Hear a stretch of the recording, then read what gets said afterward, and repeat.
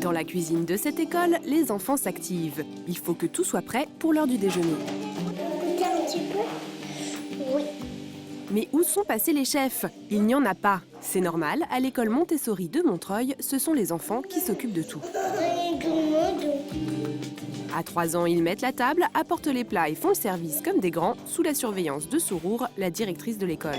C'est plus agréable, en tout cas, de pouvoir avoir des enfants qui participent. L'idée, c'est qu'ils soient autonomes, jeunes. C'est des exercices de vie pratique. La vie pratique, c'est maîtriser le quotidien. Certains d'entre eux, comme la petite Junon, sont chefs de table. Elle a la lourde tâche de s'assurer que le déjeuner se passera sans embûches. Moi, je dois aller chercher le plat et je dois aller chercher l'eau. En France, plus de 6 millions d'élèves mangent à la cantine tous les midis, ce qui représente plus d'1 milliard de repas par an. Mais il n'est pas toujours facile de faire rimer quantité et qualité, surtout quand le repas doit coûter environ 2,70 €. Heureusement, de nombreux restaurants scolaires innovent. Ce midi, dans cette école privée de Montreuil, c'est petits pois, aubergines et poulets, le tout bio évidemment. Les enfants se servent une cuillère, pas plus. C'est un exercice qui est fondamental chez Montessori. La répétition, ça veut dire qu'il peut se servir une cuillère, après, s'il aime, une deuxième cuillère, jusqu'à qu'il mange à sa faim. Mais on ne peut pas se remplir l'assiette et après la jeter à la poubelle. Forcément, quand les petits font comme les grands, des catastrophes arrivent. Les plats ont tendance à faire des vols planés, mais là encore, les enfants sont autonomes. On ramasse et on recommence. Les chefs de terre, vous venez débarrasser les saladiers. Tout est ritualisé. Chaque élève met la main à la pâte pour débarrasser, même si ce n'est pas du goût de tout le monde. Marie, tu vas aller, s'il te plaît, chercher la poubelle. Je veux pas, je dis.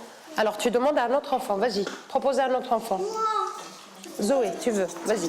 Zoé passe de table en table avec la poubelle végétale pour faire le compost du potager. L'école est très écolo, même l'eau qui n'est pas bue est récupérée pour arroser le jardin. D'abord, on finit de débarrasser et après, on peut laver, d'accord? Il est temps de passer au nettoyage et là encore, les enfants se débrouillent comme des chefs. Mission accomplie, il n'y a plus qu'à retourner en classe. Pendant ce temps-là, dans le Languedoc-Roussillon, à Nasbinal, en Aubrac. Qu'est-ce que t'as vu? Combien je dois le verre à Jean-Paul? 1,30. Bernard et Daniel Bastide tiennent l'auberge du village. Chaque jour, ils reçoivent des habitués et les routiers de passage. Un café comme les autres? Pas tout à fait. Dans ce petit coin perdu en pleine campagne, la création d'une cantine aurait coûté trop cher. Du coup, c'est leur brasserie qui s'occupe d'alimenter les petits estomacs des 40 élèves des 2 écoles. Ce système a été mis en place il y a une quarantaine d'années. C'était mon oncle et ma tante au début qui faisaient office de cantine. Dans cette auberge, le repas des enfants coûte 4,40 €, mais les parents n'en payent que la moitié grâce à l'aide des communes environnantes. Et si nos chères têtes blondes raffolent de la cantine de Daniel, c'est parce qu'on y mange comme à la maison. Aujourd'hui, les enfants, ils vont manger une petite pizza, que l'on a fait nous-mêmes, bien sûr. Après, on va leur donner un peu de lentilles, un peu de saucisses. Pizza, lentilles, saucisses, un vrai menu de routier. Avec ça, les enfants ne risquent pas d'avoir faim cet après-midi. C'est consistant, mais ça plaît beaucoup. On a de la chance déjà, parce que déjà c'est meilleur. Tout le monde n'a pas le droit d'aller dans un restaurant pour manger à midi. C'est des produits du terroir, C'est du fait maison un peu. Ici, pas de plat imposé par la commune ni par des nutritionnistes. Frites maison, aligots, rôtis, fromage de l'Aubrac, les 2 frères cuisinent pour les enfants les mêmes repas que ceux du restaurant. Roques-sur-Garonne, près de Toulouse. Ici aussi, le repas des enfants est sacré. On leur mijote des petits plats dignes des mets servis dans les plus grandes réceptions.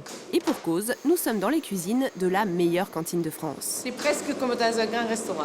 Et oui, car en 2011, Jean-Paul et sa brigade ont gagné le concours de la meilleure cuisine collective du pays devant Niort et Saint-Gilles-Croix-de-Vie en Vendée. L'épreuve, réaliser un menu de gala pour 10 personnes pour 45 € tout compris. Mais difficile d'arriver à un tel résultat au quotidien. Quand on fait un repas pour 10 personnes en occasion exceptionnelle, c'est différent de quand on fait 2000 repas. Qu'à cela ne tienne, chaque jour, les cuistots mettent la barre très haut pour réjouir les papilles des chérubins de la région. Et cela commence par une exigence intransigeante sur la qualité des produits. Les poires sont bio et elles viennent de la région marseillaise. Voilà, toujours le produit du sud, puisque le soleil est dans le sud pour faire mûrir les fruits et les légumes. Aujourd'hui, on prépare une paella. Ici, on fait des repas en quantité industrielle, mais aucun conservateur n'est ajouté. Les plats seront dégustés dès le lendemain par les élèves. On ne met pas sous vide, on ne met pas sous atmosphère et aucun gaz n'est introduit dans les aliments. Et comme dans une cuisine 4 étoiles, les chefs goûtent. Au niveau assaisonnement, je pense que c'est bien. C'est très bon. Forcément, la qualité a un prix, 25% de plus qu'au niveau national, un surplus pris en charge par la commune. Plus qu'à mettre en barquette, à livrer et à déguster. Mais même si on mange dans la meilleure cantine de France, les petits plats ne font pas toujours l'unanimité. Les moules, j'aime pas trop. Ouais, c'est bon. Après, le riz, il est bon. Et le poisson, j'aimais, mais pas trop. N'en déplaise à Jean-Claude, quand on demande aux enfants ce qu'ils préfèrent, la réponse est claire. Steak haché, des frites, des hamburgers. Quoi qu'il en soit, à la fin du service, les plateaux sont quasiment vides et les parents sont ravis et un peu jaloux. Ils me disent des fois à la maison, ouais, mais nous on a mangé ça à la cantine et c'est meilleur que ce que tu fais à la maison. Donc bon, c'est que ça doit bien, c'est qu'ils doivent bien manger. De la grimace aux délices, il suffit parfois d'un peu d'envie pour que la cantine devienne un vrai moment de fête.